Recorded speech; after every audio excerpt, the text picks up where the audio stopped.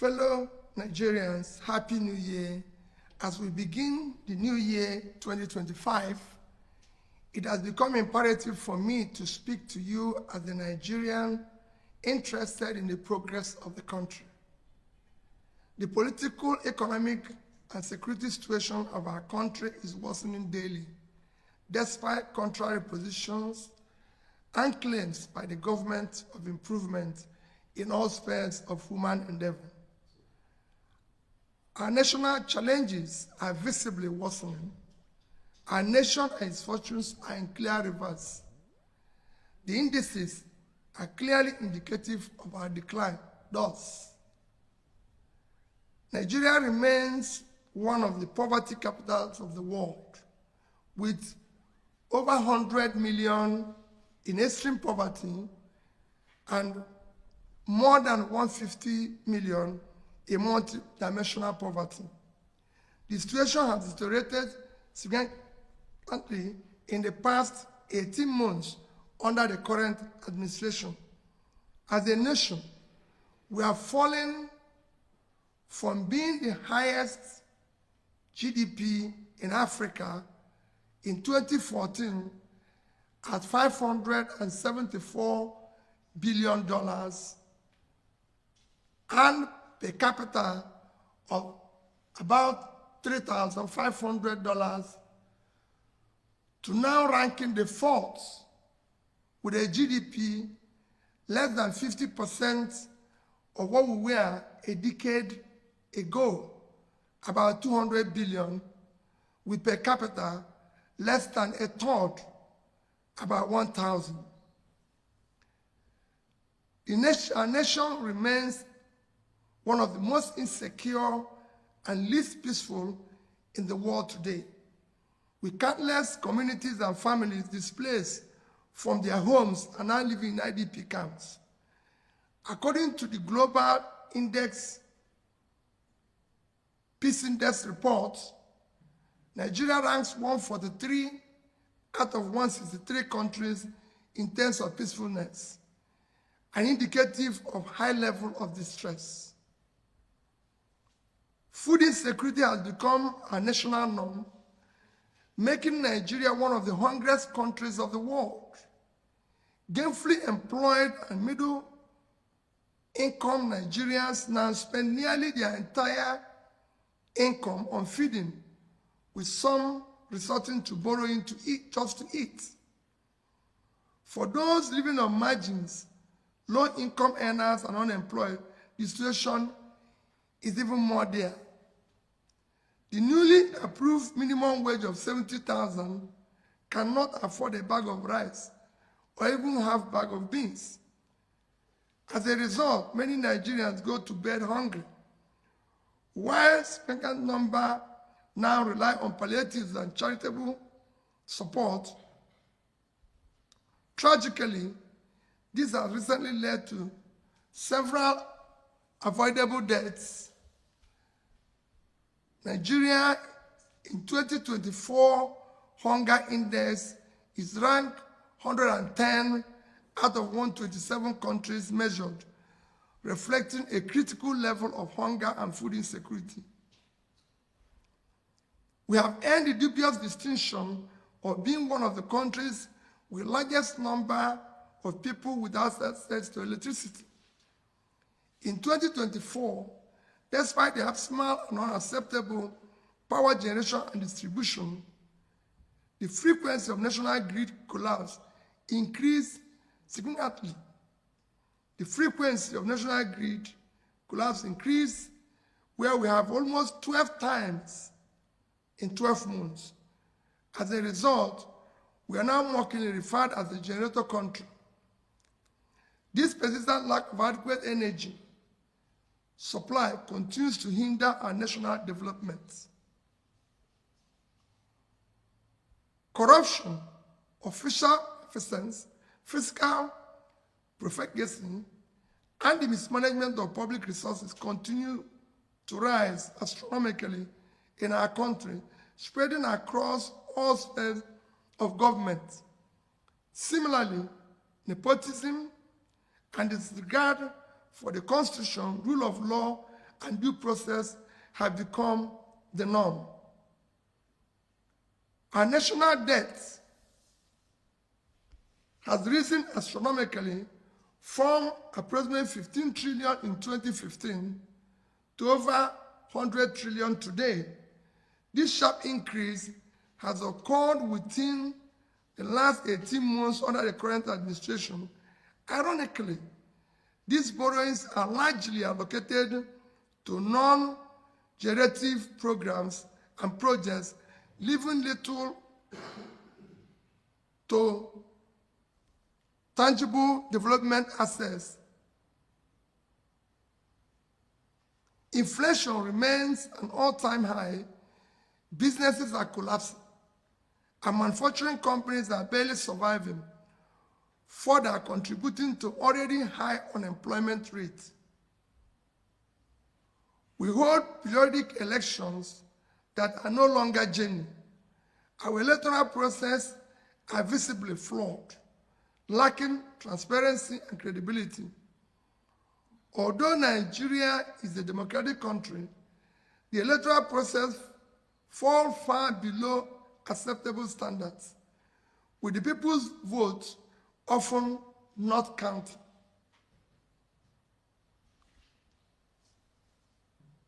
Suggestions on the way forward.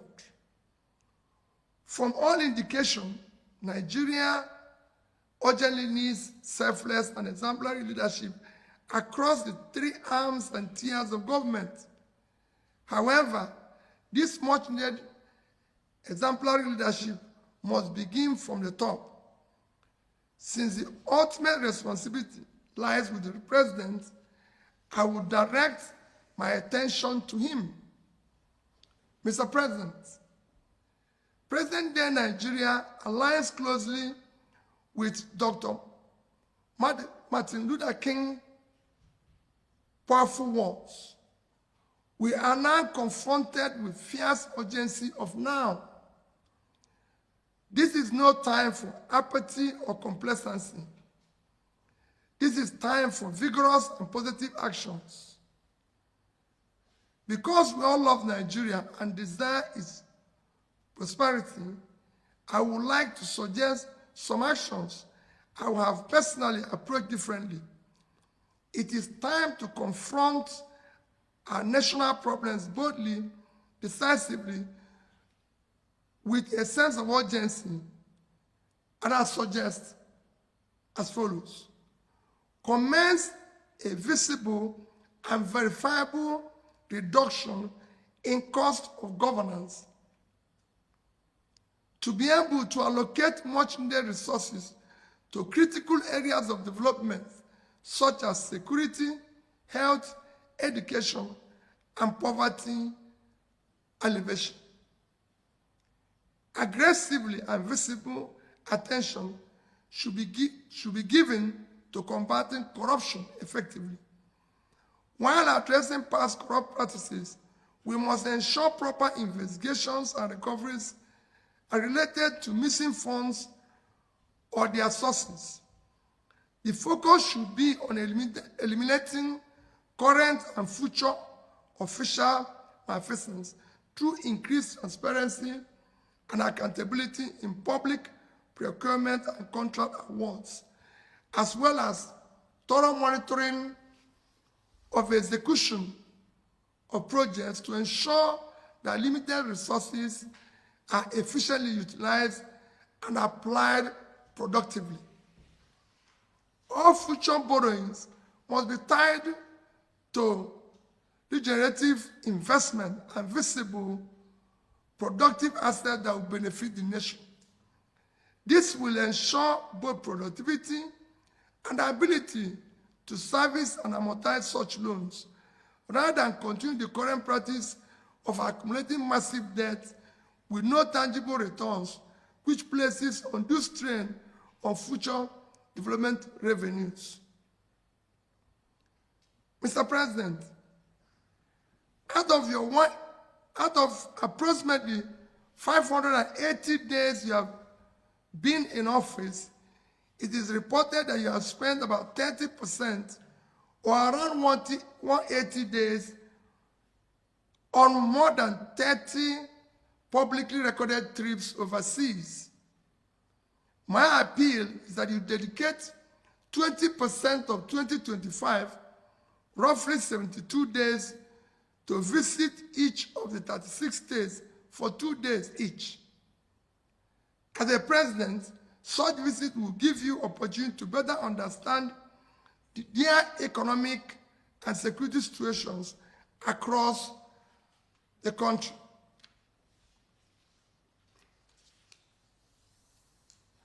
Further, it is time you visit our national hospitals and health facilities.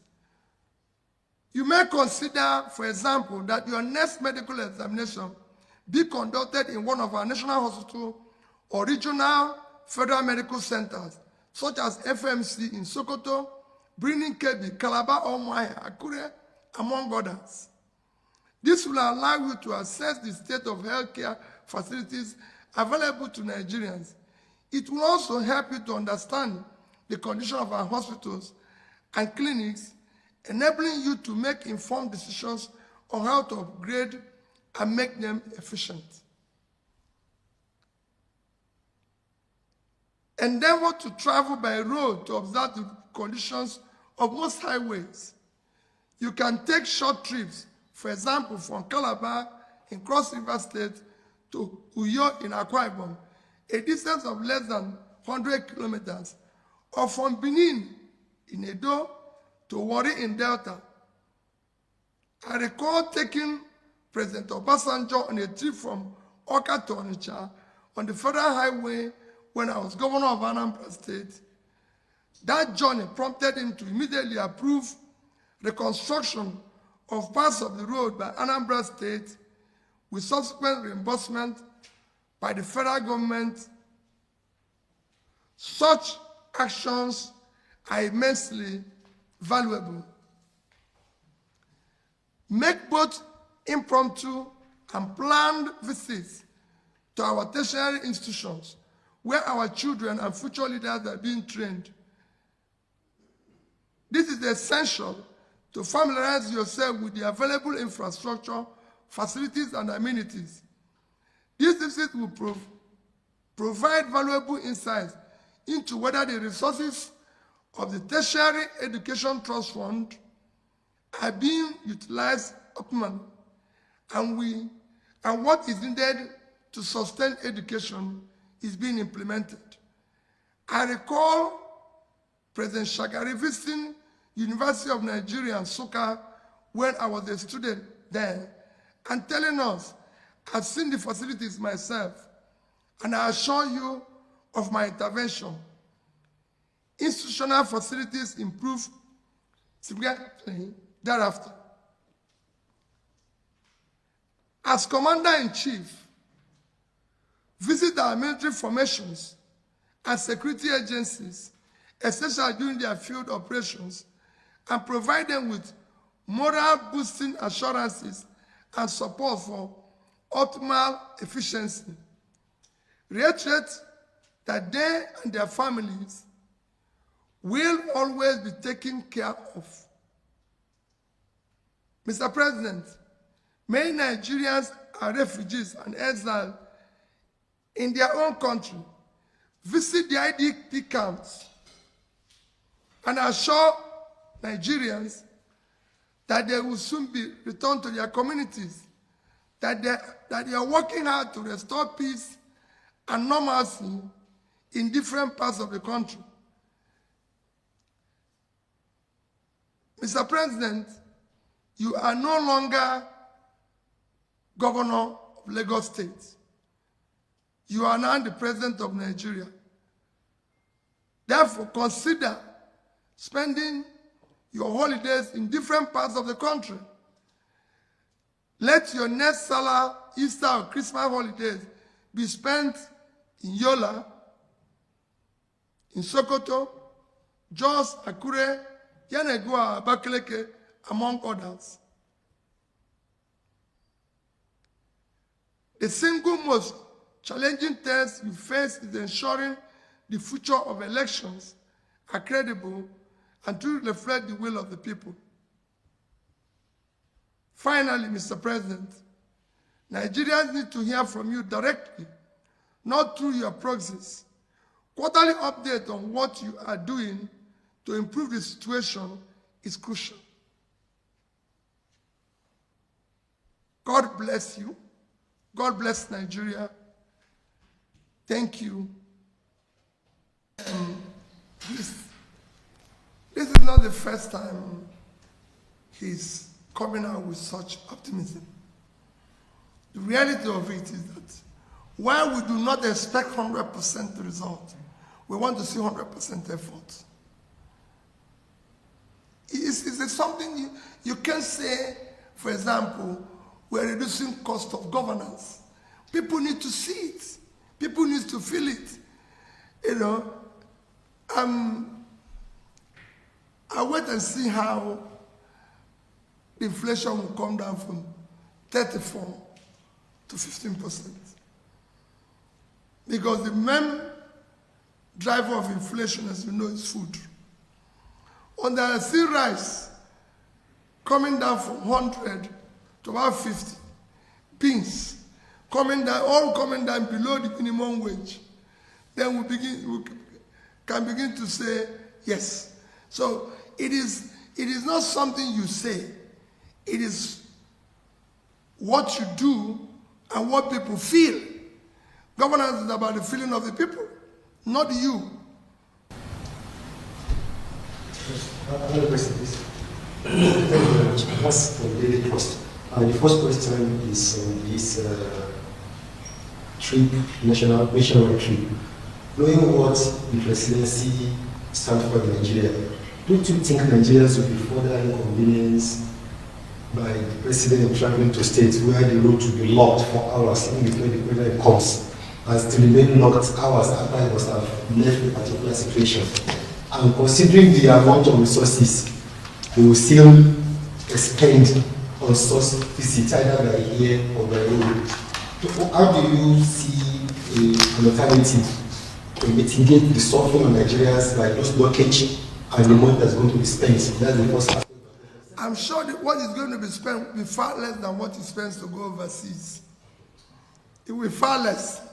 And I can assure you that visiting the entire Nigeria will not cost up to a third of what he has spent in these 30 trips, just visiting Nigeria. And it is critical that he goes to, as for blocking the road and everything, I would rather he blocks everywhere in my state and stay there for 2 days, because he will feel what we are feeling. So it's better he goes to Benue, go to Zamfara and block it, but he's there, so he can feel what the average person in Zamfara is feeling.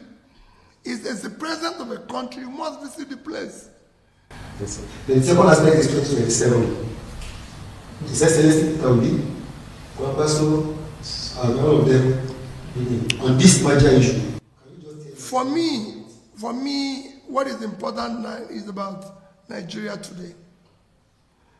We are so occupied about election, just like we're so occupied about power capture, that we refuse to deal with our issue.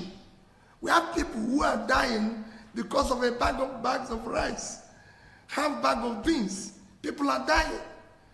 We've just lost several people. I was in IDP camp yesterday. I was in hospital yesterday, where we don't have basic things. I'm talking about 2027. That's not what I'm preoccupied with. I'm not preoccupied by what I said, the urgency of today. Let people put food on their table. Let there be medical care in our primary health care. Okay, lastly, on His Excellency, barely 1 year after the 2023 elections, the third force is dismantled, and there is no effective governance without opposition, a strong opposition in the country. And with the way things are going, do you think Nigeria is having a headway? And how do you think any person from the opposition even where you have the brain, the intellectual, the ability, even in your cupboard, to play out all the things in government, how can you emerge as a leader of the country? Secondly, the arrest of Farouk. What does this have to do with our democracy? Don't you think it will affect the democracy in Nigeria? Well, you know, I want us to sit down one of these days and talk about the opposition and how the opposition will be effective. Our democracy is faulty. It wasn't designed to support the opposition. Oppositions here are actually in difficulty. If I tell you what I face, what I go through, what my family go through, you wouldn't even believe I will still be standing and going around this country.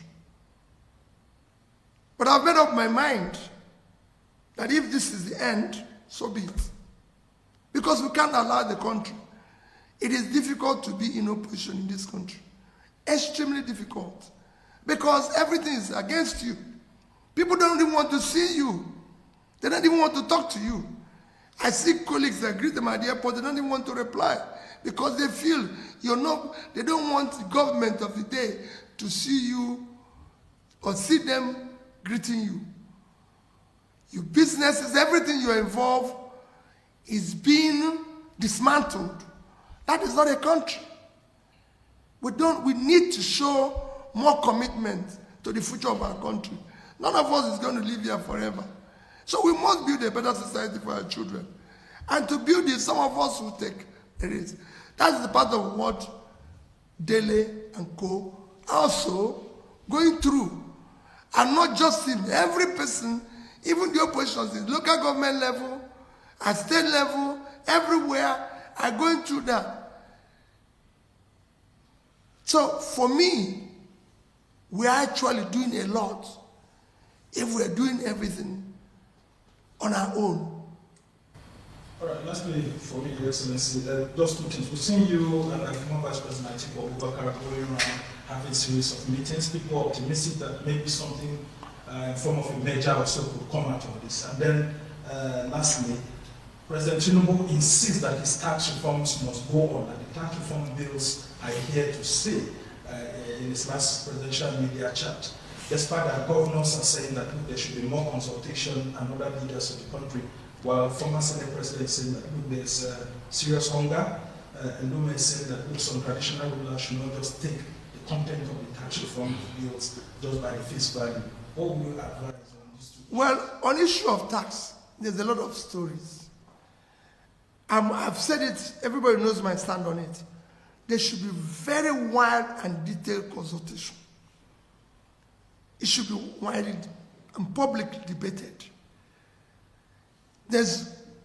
Government have consistently maintained that our tax to GDP, tax to this is very low. You've seen it every day. And I said it's wrong. Tax is a function of productivity. The country is unproductive. So are you going to tax 100 million Nigerians that are living in extreme poverty? Are you going to tax those people I saw in IDP camps yesterday? Are you going to tax the factories that are shut down in Kanu? Go to Bompai, go to Shradan 1, Shradan 2. Where are you going to tax? Tax is a function of productivity. When the country is productive, people are gainfully employed, then you can tax them. And we can generate more tax. What we need now is to reflect the country, make it productive, and then we can talk about generating more revenue. Let me assure you, what is on the table now is that everybody who means well should come together to get the country to work. There's a lot of, call it, lies. There's a lot of propaganda. There's a lot of, trying to bamboozle the people, going on here and there, which has to stop. Let's build this country. Let me say it again. None of us is going to be here forever. Those who did it yesterday are no longer here. But if you look at the country, it's collapsing every day. I saw 1,500 kids yesterday, not in school. And I did ask 3 of them, do you want to go to school? They say yes. What are we doing?